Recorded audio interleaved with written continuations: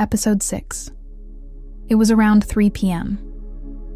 It was a quiet time after the lunch rush had ended. Jonghui was sitting on a chair to rest for a moment when she heard the door open. She looked up, and Mija was standing there. She looked shabbier than yesterday. An old jacket, hole-ridden sneakers. She was holding a plastic bag containing empty bottles. It seemed she had stopped by while collecting scrap. "Welcome," Jongin greeted her, striving to maintain her composure. Mija slowly entered the shop. She closed her eyes again, smelling the kimchi stew. "This smell, I really miss it." Mija's voice was filled with longing. Jongin watched her quietly and then asked, "Was the kimchi stew you bought yesterday delicious?" "Yes, it was really delicious. It was exactly the same taste as what my daughter-in-law used to make for me." Mija hesitated for a moment, and then stood in front of the counter. She took out a crumpled 10,000 won bill from her pocket. "Can I buy some other side dishes today too?" Jongin nodded and showed her the side dishes. Mija looked around and let out a small sigh. "They're all expensive. Just a little kimchi then."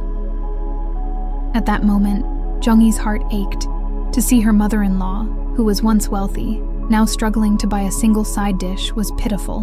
But at the same time, the memory from 9 years ago surfaced. "Mother, just a moment."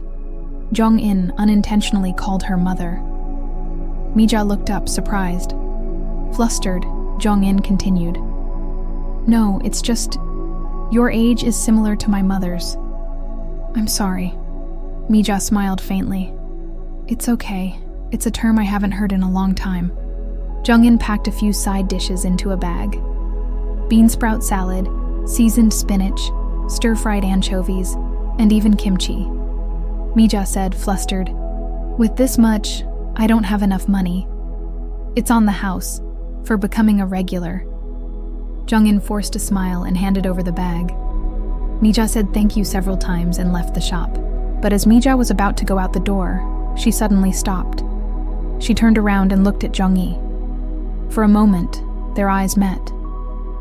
Mija's gaze wavered.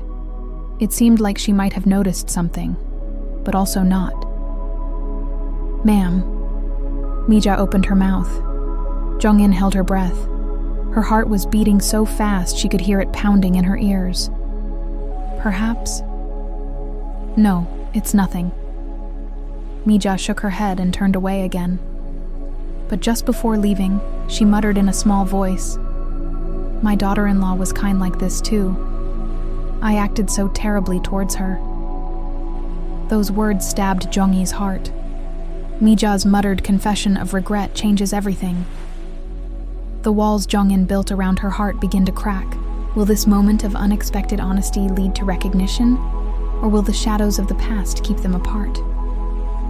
The story of healing is just beginning.